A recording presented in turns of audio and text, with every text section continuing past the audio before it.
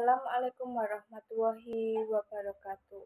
Di sini saya dari kelompok 11 ingin mempresentasikan hasil diskusi kami yang berjudul Sistem Orogen Sirkum Sunda, Sumatera dan pulau-pulau di sebelah baratnya yang beranggotakan Andini Ramadhani, NIM terakhir 59, Andesta Rifki Pradipta, NIM terakhir 71, dan saya sendiri Anita Widyasari dengan NIM terakhir 92.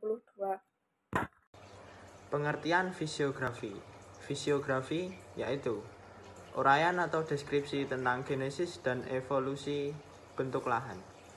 Fisiografi yaitu deskripsi kenampakan alam atau gejala alami dan hubungan timbal baliknya.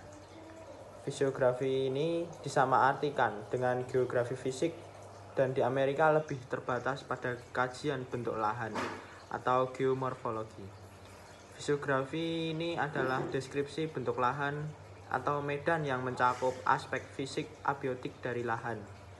Fisiografi adalah studi mengenai daratan, geomorfologi, atmosfer atau meteorologi, klimatologi, dan laut.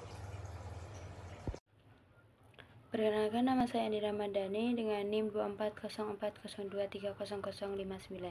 Di sini saya akan menjelaskan terkait masa dan zaman tektonik Sumatera, yaitu Sumatera terletak di barat Sudaland dan terletak di selatan lempeng Eurasia dan merupakan hasil dari penunjaman lempeng laut dengan lempeng Eurasia dengan arah N20 derajat E dan kecepatan 6-7 cm per tahun. Menurut Hamilton 1979. Menurut Metcalfe 2011, tektonika Pulau Sumatera pada zaman Karbon hingga Jura, Permian awal atau Permian akhir, akibat dari perpisahan lempeng Gondwana terbentuk Paleotheiss. Diyakini awal dari kenaikan permukaan air laut sebagian barat blok Shibamasu. Pada fase ini pula kolisi blok Shibamasu dengan blok Indochina, pergerakan blok Shibamasu yang berarah relatif barat laut Tenggara, yang menyebabkan deformasi batuan antara blok Shibamasu dengan blok Indochina, termasuk blok West Sumatra, Trias sampai Jura. Pada fase ini terjadi pengangkatan, terbentuknya formasi granit Tantan, dan terbentuk rangkaian terlipatan sesar dan metamorfosis. Pengertian stratigrafi. Stratigrafi mempunyai arti sempit, yaitu ilmu pemerian lapisan-lapisan batuan.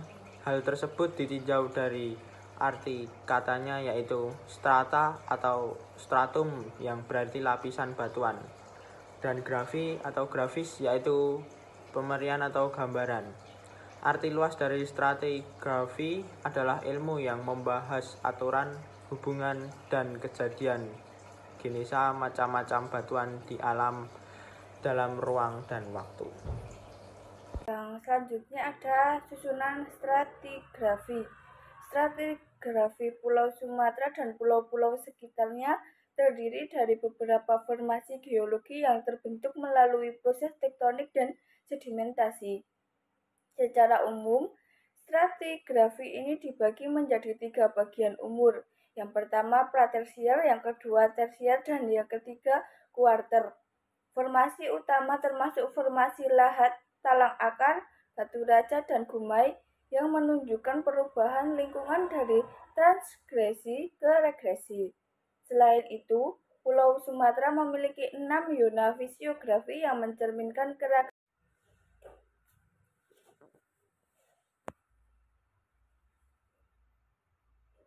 pengaruh dan proses vulkanisme. Pulau Sumatera terbentuk akibat tumbukan kerak bumi Sundaland dengan kerak samudra Indo-Australia yang terjadi dengan kemiringan 60 derajat dan mempengaruhi pembentukan cekungan Sunda di sebelah barat Sumatera. Tumbukan ini juga memicu pembentukan busur depan magmatik dan busur belakang. Cekungan Sumatera Selatan termasuk cekungan busur belakang yang terbentuk sejak Miosen Tengah dan mengalami 3 fase perkembangan, yaitu fase awal, fase tengah, dan fase akhir. Daerah penelitian terletak di bagian barat cekungan Sumatera Selatan. Dengan penelitian sebelumnya berfokus pada keberadaan batu bara di formasi talang akar. Sementara karakteristik batuan gamping pada formasi batu raja belum diteliti di daerah ini.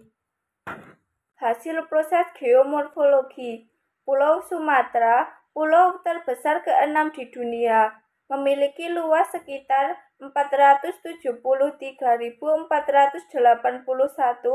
dan terletak di barat Indonesia. Geomorfologinya ditandai oleh pegunungan barisan yang membentang dari utara ke selatan, dengan puncak tertinggi Gunung Kerinci yaitu 3.805 mdpl dan sejumlah gunung berapi aktif.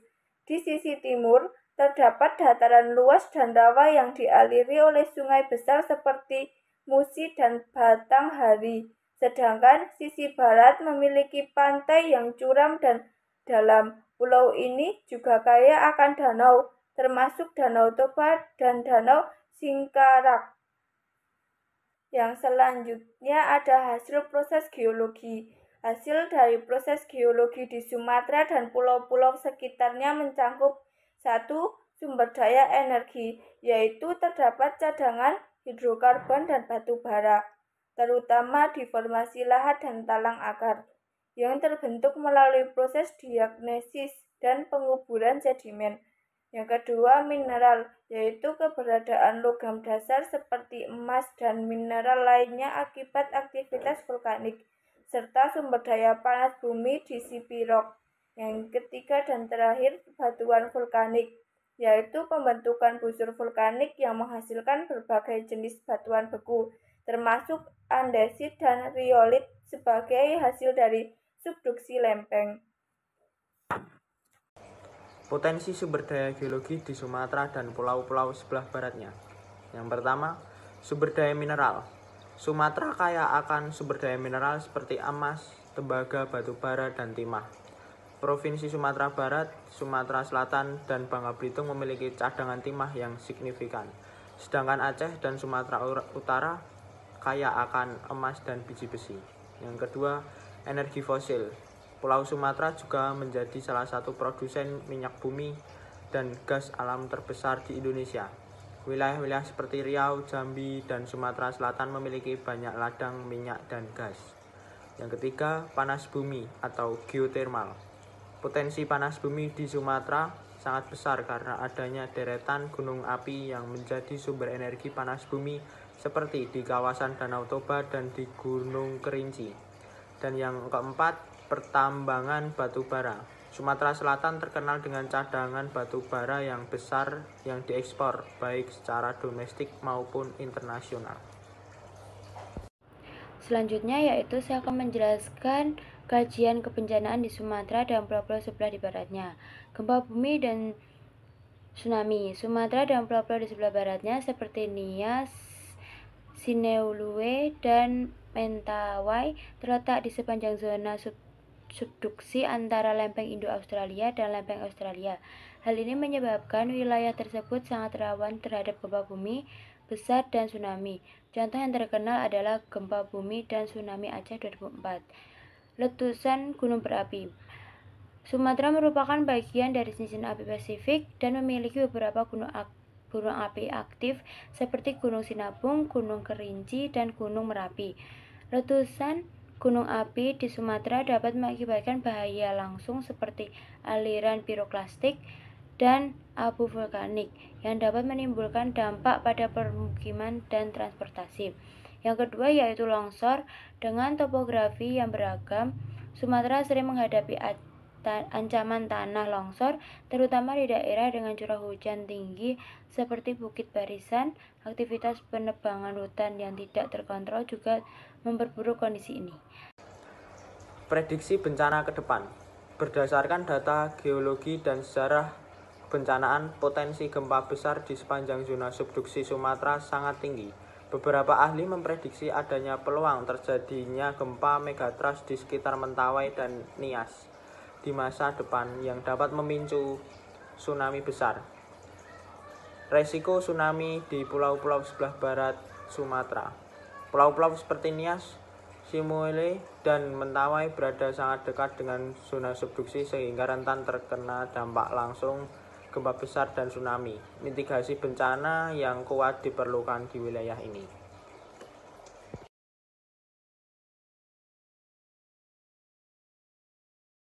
Sekian dari kelompok kami. Terima kasih.